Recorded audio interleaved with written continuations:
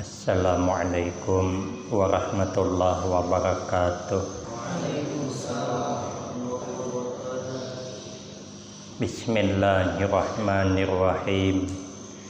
Alhamdulillahi rabbil alamin. Wassalatu wassalamu ala asyrafil anbiya wal mursalin wa ala alihi wa ashabihi ajma'in. La haula wa la quwwata illa billahil aliyyil azim. Rabbi shrah li sadri wa yassir li amri wahlul 'uqdatam min lisani yafqahu qawli. Amma ba'du,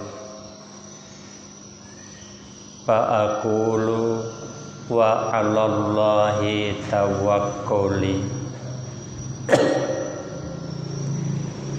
Ma'asyiral hadirin, jamaah pengajian yang mulia.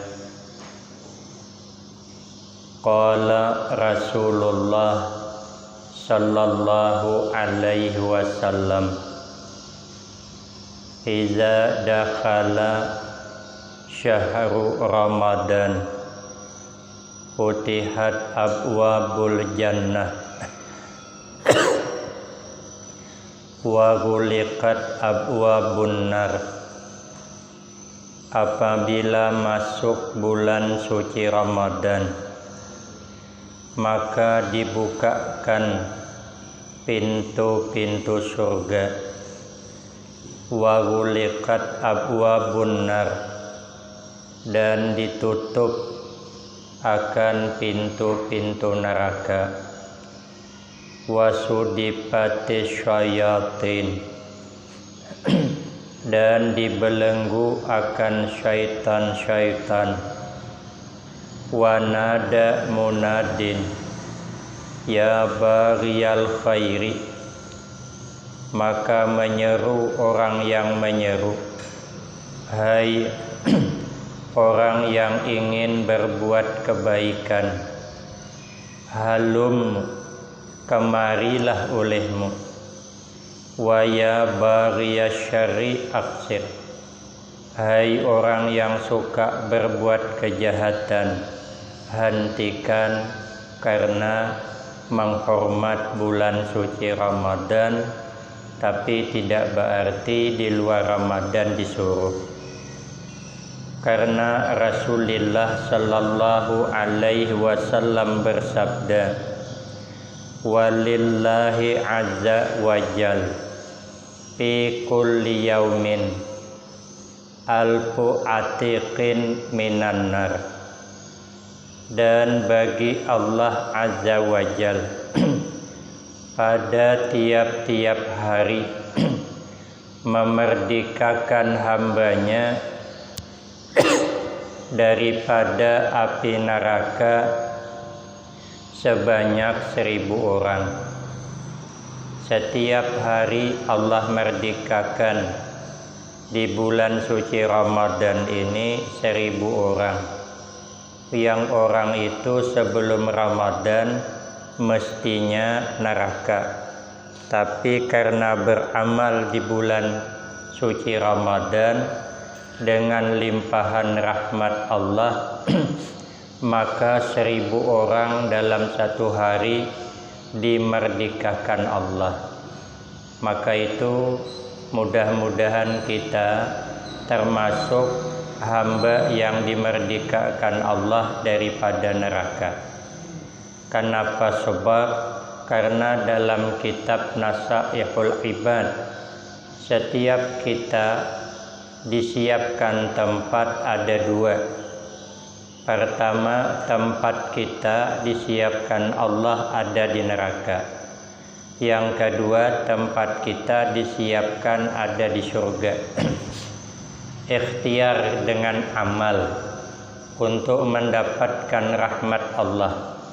Kalau kita banyak beramal, berarti merobohkan bangunan yang ada di neraka, menguatkan bangunan yang ada di surga. Tapi kalau tidak beramal, malah sebaliknya, itu merobohkan bangunan yang dalam surga dan menguatkan bangunan yang dalam neraka.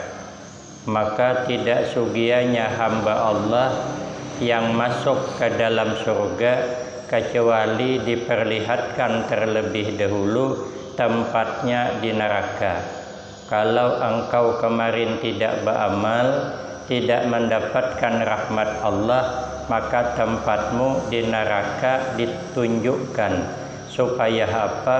Supaya masuk surga lebih merasa bersyukur. Untung saya beramal, kalau tidak tempatnya tidak sanggup kita. Begitu pula tidak sugianya hamba Allah masuk ke dalam neraka kecuali diperlihatkan terlebih dahulu tempatnya di dalam surga. Andai kata engkau beramal kemarin, maka tempatmu di surga yang indah sangat. Untuk apa? Supaya menambah penyesalan. Sehingga dia berkata, "Ya Rabb, kalau surga bukan tempat saya, kenapa kau perlihatkan saya dengan surga?" Itulah istilah orang sekarang, bukan pertemuan yang kusesali, tapi bukan perpisahan yang kutangisi, tapi pertemuan yang kusesali. Ialah modelnya. Kalau surga bukan tempat saya, kenapa engkau perlihatkan surga? Itu untuk menambah menyesalnya di dalam neraka. Maka itu setiap Ramadan kita mengharap agar kita ini termasuk orang yang merdeka daripada api neraka. Allah Subhanahu wa ta'ala berfirman, "Ya ayyuhalladzina amanu kutiba alaikumus syiyam kama kutiba alal ladzina min qablikum la'allakum tattaqun." Al-ayah. Hai orang-orang yang beriman, diwajibkan atas kamu berpuasa seperti diwajibkan atas orang-orang yang sebelum kamu, supaya kamu menjadi orang yang bertakwa. Wa syaraitu wujubus syiyam arba'atu asya. Syarat-syarat wajib puasa itu ada 4 macam. Yang pertama, syaratnya orang wajib puasa al-Islam, orang Islam. Fala yajibu alal kafir al-asli, maka tidak wajib puasa atas orang kafir yang asli. Kalau orang murtad wajib dia puasa, tapi kalau dia puasa tidak sah. Kalau dia nanti dapat hidayah kembali dari Allah, maka wajib mengqada puasa semasa murtadnya. Yang kedua, wajib puasa al-bulugh, artinya orang yang baligh. Fala yajibu 'alas sabi, maka tidak wajib puasa atas anak kecil. Cuman kita bagus disuruh anak yang belum baligh puasa. Tapi kalau dia tidak puasa, tidak wajib. Yang ketiga, al-aqlu, wajib berpuasa orang yang ada akalnya. Fala yajibu 'alal majnun, maka tidak wajib berpuasa atas orang yang gila. Orang gila tidak wajib puasa. Yang keempat, al-qudratu 'alas shaum, fala yajibu 'alal ajizi anis shaum. Yang keempat, syarat orang puasa itu mampu atas berpuasa, maka tidak wajib puasa orang yang ajis, orang yang lemah, yang sudah tua sangat. Karena tua sangat, maka dia tidak diharapkan lagi bisa puasa, maka dia tidak wajib puasa, tapi dia nanti wajib membayar 1 mud 1 hari. Kemudian faraiduhu arba'atu asya, kewajiban beberapa fardunya puasa ada 4 perkara. Rukunnya puasa itu ada 4. Yang pertama, an-niyatu bil qalbi, berniat di dalam hati. Maka ketika kita membaca niat, ada lintasan di hati ingin besok puasa bulan suci Ramadan. Wa yajibu iqa'uha lailan, wajib jatuhnya niat itu di malam hari. Ai min ba'di ghurubi syamsi ila tulu'il fajri shadiqi, waktu memasang niat itu sejak tenggelam matahari sampai terbit fajar shadiq. Jadi kalau kita khawatir ketinggalan niat, habis buka puasa pasang niat lagi. Kalaulah kita di awal Ramadan tidak sempat niat puasa 1 bulan, ikut kepada Imam Malik.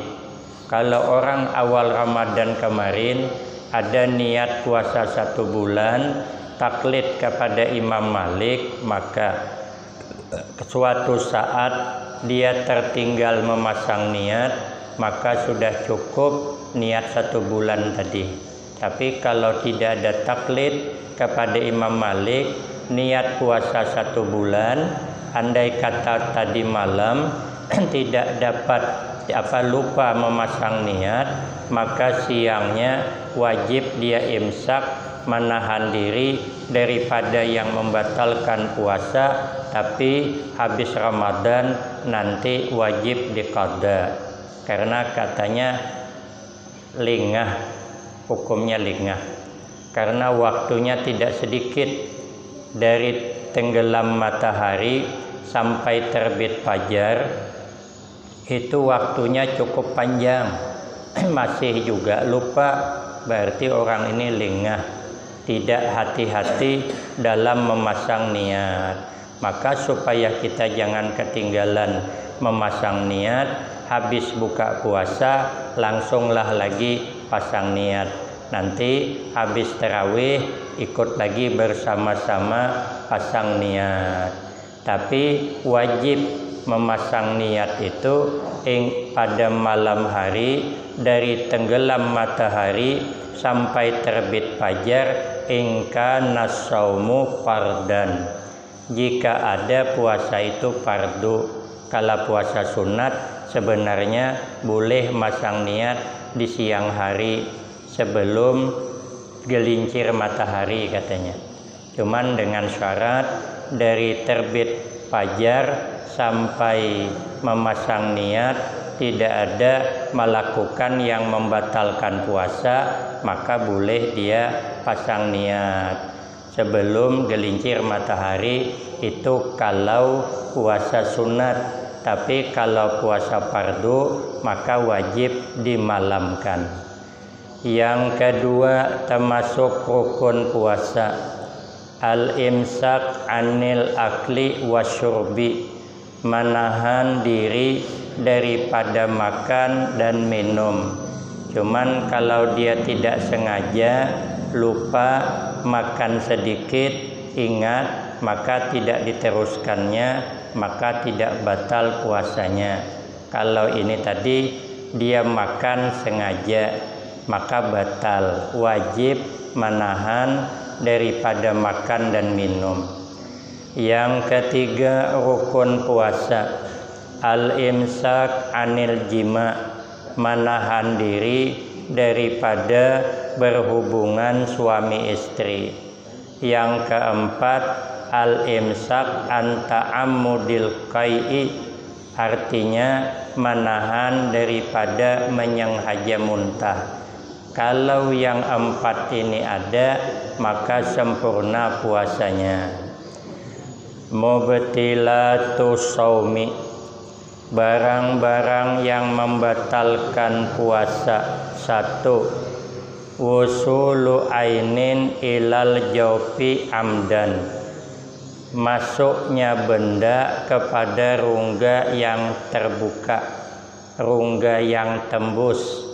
Mana rongga yang tembus? Mulut, itu tembus. Telinga tembus, lubang hidung tembus, mata tidak. Jadi kalau masuk sesuatu ke rongga yang tembus, ya maka batal puasanya. Yang kedua, al-huknatu ihfi ihdas sabilain, memasukkan obat pada salah satu 2 jalan. Orang ini kesian karena penyakit ambeien apa itu. Jadi keras, buang air besarnya keras, harus dimasukkan alat ke dalam itu. Maka memasukkan obat salah satu 2 jalan, hukumnya batal. Yang ketiga, al-qai'u amdan, artinya muntah yang disengaja. Kalau disengajanya muntah, memang dipancing-pancingnya lalu muntah, maka batal puasanya. Yang keempat, al-wat'u amdan, berhubungan suami istri dengan sengaja. Kalau tidak sengaja, tidak batal. Habis sholat subuh tidur bersama, rupanya ngigau ke apa, tidak tahulah. Tapi ini hukum, cuman kalau kenyataan tidak mungkin lah orang berhubungan suami istri sampai selesai tidak terbangun. Mesti terbangun lah, nasib memang. Hukum cuman kira tak terjadi lah. Yang kelima, al-inzal an mubasyaratin, artinya keluar air sperma sebab bersentuh kulit suami istri.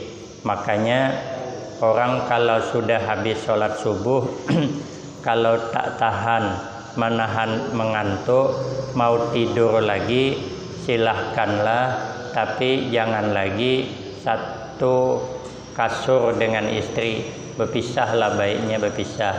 Takut nanti saling bersentuhan, nanti keluar air sperma, batal hukumnya.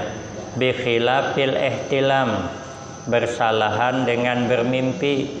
Kalau dia tidur siang bermimpi lalu keluar air sperma, itu tidak batal karena keluarnya dalam keadaan tidur. Kalau dalam keadaan jaga keluar dengan sebab apapun, maka hukumnya batal. Yang kelima, al-haidu, yang membatalkan puasa adalah haid. Maka kesian bagi ibu-ibu, bagi wanita yang kesian. Dia puasa sudah puasa sekalinya jam 5.30, tinggal setengah jam lagi buka puasa. Nah, tiba-tiba datang darah haid, maka hukumnya batal puasanya. Lalu habis puasa nanti diqada. Beda halnya dengan perempuan. Dia umpama biasanya haid 7 hari, biasanya sekalinya entah alhamdulillah bulan Ramadan cuman 2 hari habis masa haidnya, lalu mandilah dia. Sekalinya sudah puasa 2 hari, sekalinya keluar lagi darah haid, maka puasa yang 2 hari itu terhitung haid. Menurut kaul yang mu'tamad, yang kuat, habis Ramadan nanti diqada lagi puasanya yang 2 hari. Tapi ada kaul mengatakan tidak perlu lagi diqada. Jadi kalau dia sudah haid 2 hari, mandi, suci, sekalinya puasa 2 hari, datang lagi darah haid, puasa yang 2 hari tadi sudah sah. Tapi menurut yang kuatnya nanti diqada. Tapi ada kaul mengatakan tidak usah diqada. Tapi kalau dia puasa datang haid, tinggal lagi setengah jam masuk maghrib, maka tetap diqada. Kenapa? Karena batal puasanya. Yang ketujuh wan nifas. Orang kena nifas juga batal puasanya. Yang kedelapan al junun, kena penyakit gila. Mungkin terliwat banyak pikirannya, sudahlah hutang keliling pinggang, masalah tumpuk-tumpuk, hilang akalnya, gila dia, maka batal puasanya. Jauhkan daripada bala. Gila ini payah sedikit. Yang kesembilan ar-riddatu, artinya orang yang murtad. Orang murtad maka batal puasanya. Habis tentang yang membatalkan puasa. Wa yahrumu siyamu khamsati ayyam, dan haram puasa 5 hari. Yang 5 hari ini diharamkan puasa. Yang pertama al-aidani, yang pertama puasa 2 hari raya. Apapun alasannya, 2 hari raya jangan puasa. Pertama hari raya fitrah, yang kedua hari raya haji. Jadi sebenarnya hari raya itu cuman 2 hari. Hari pertama hari pertama setelah bulan Ramadan, hari pertama bulan 10 bulan haji. Jadi hari raya haji sehari, hari raya puasa sehari. Mungkin kita tahun ini ikut ini mungkin. Jadi kita puasa sehari, cuman habis puasa berdiaman lagi, lockdown. Lockdown apa namanya? Lockdown ya. Ya, sehari jadilah habis sholat Ramadan bermaaf-maafan, ya sudah sehabisnya berdiamlah lagi. Tapi kitabnya yang begitu Bang, sehari cuman. Lebaran tuh sehari. Kita ditongkang nih lah yang bisa nambah sampai hari raya 9 hari. Mana ada hari raya 9 hari. Kau kapan ke rumah saya? Nantilah hari raya 1 minggu. Mana ada 1 minggu hari raya. Hari raya sehari cuman. Itu tambahan untuk memperpanjang silaturahim. Jadi kita silaturahim tahun ini terpaksalah lewat HP lah. Yang biasa ke Bukit Senyum tidak payah lagi lah. Di Matang Lumut ada Bukit Senyum. Aku pernah ke Bukit Senyum. Membawa anak-anak biar tahu dunia maya begitu. Jadi aku pergilah juga. Memang kami pakai mobil sekeluarga. Aku perhatikan dalam mobil, memang kalau ke Bukit Senyum nih, kalau pada tersenyum dekat mati orang udah. Memang hebat pemandangannya. Orang santai pun banyak. Ada usaha lagi lah. Mungkin untuk selamanya lah, jangan lagi. Nah, jadi hari raya, 2 hari raya, hari raya fitrah dengan hari raya puasa, hari raya haji itu haram puasa. Kemudian yang diharamkan lagi wa ayyamit tasyrik, hari-hari tasyrik.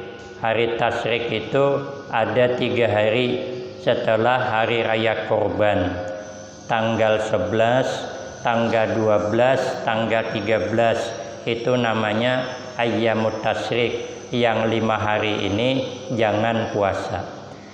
Waman wati'a fi nahari Ramadan, barang siapa yang terhilap sehingga melakukan hubungan suami istri di bulan suci Ramadan, amidan, hal keadaannya sengaja, fa'alaihil qada wal kafarah, maka wajib atasnya mengqada dan membayar kafarat.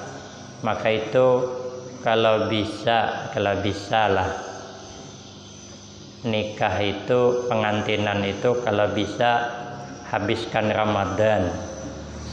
Kalau bisa bulan Syawal pas. Jangan bulan Sya'ban hidup 25 hari.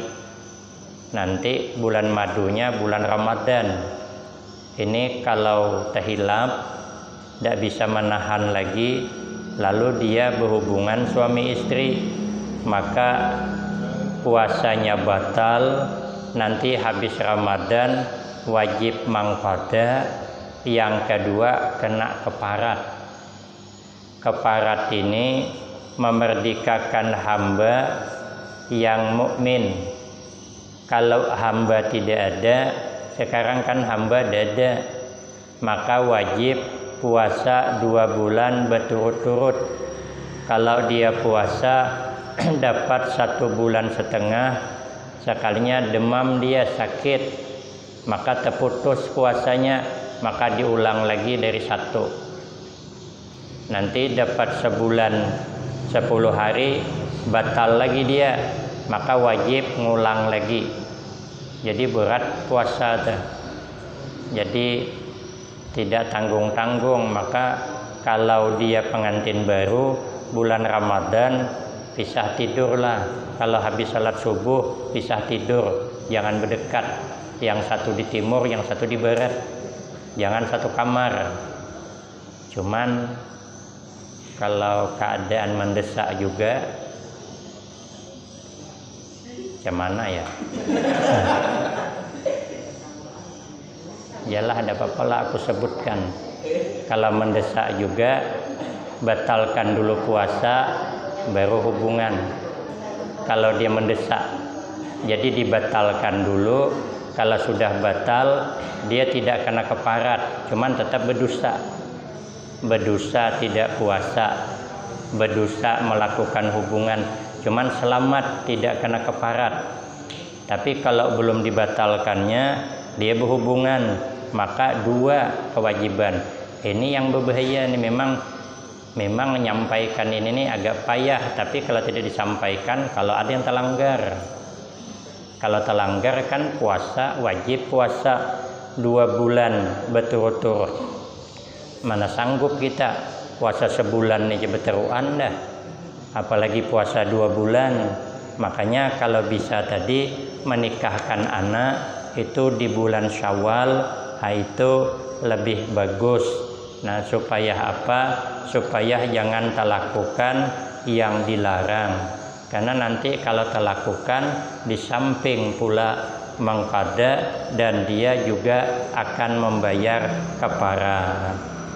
Nah, kalau dia puasa tidak mampu, memang tidak memungkinkan puasa. Menurut perkiraan dokter pun ini tidak bisa dia puasa 2 bulan. Baru dia nanti memberi makan orang fakir miskin sebanyak 60 orang miskin.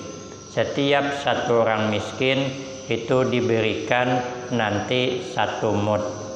Jadi kalau dia tidak mampu berpuasa di bulan 2 bulan berturut-turut.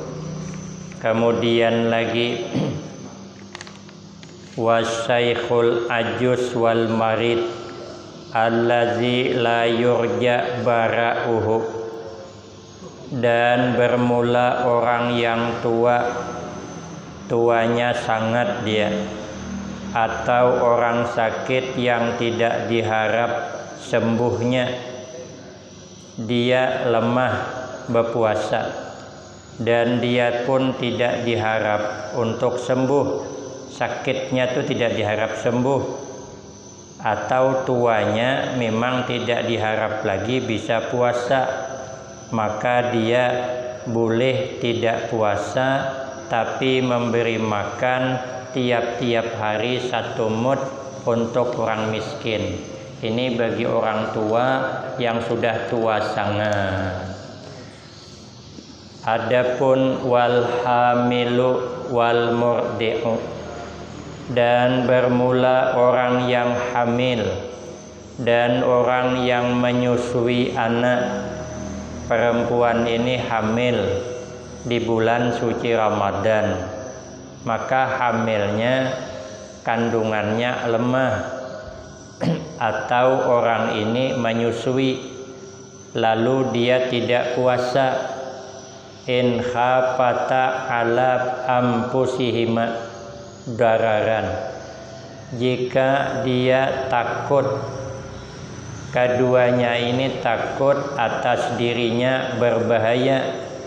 Ini kalau puasa bisa keguguran, takut untuk dirinya.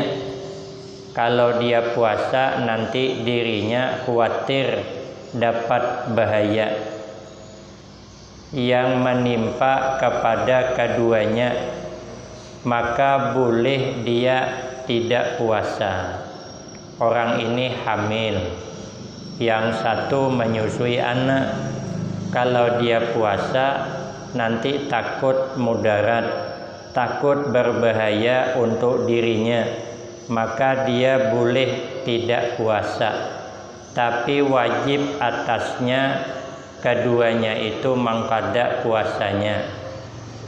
Jadi orang hamil kalau dia puasa takut dia sakit, atau menyusui anak takut sakit yang membahayakan, maka dia boleh tidak puasa. Nanti habis Ramadan, setelah melahirkan, setelah habis nifasnya, dia wajib mengqada. Tapi kalau orang hamil dan orang yang menyusui, dia tidak puasa karena takut atas anaknya. Orang hamil ini kalau puasa takut nanti keguguran. Hamilnya itu keguguran, itu namanya mudarat kepada anaknya. Atau kalau dia puasa air susunya sedikit, tidak banyak, nanti anaknya bisa sakit, maka dia boleh tidak puasa. Jadi perempuan yang menyusui anak takut dia kalau puasa air susunya tidak banyak, atau orang yang hamil kalau dia puasa takut kalau anaknya itu keguguran, maka boleh tidak puasa. Tapi habis bulan Ramadan, sebelum Ramadan berikutnya, wajib dia mengqada puasanya dan bayar kafarat tiap-tiap 1 hari 1 mud. Jadi kalau dia menyusui anak, kenapa tidak puasa? Takut air susunya sedikit, maka habis Ramadan dia memberi makan kepada orang miskin 1 hari yang ditinggalkan 1 mud, dan dia pun wajib mengqada puasanya. Tapi kalau dia yang menyusukan anak atau yang hamil, dia tidak puasa karena takut bahaya sakit kepada dirinya, maka dia cuman wajib mengqada, tidak ada kafarat.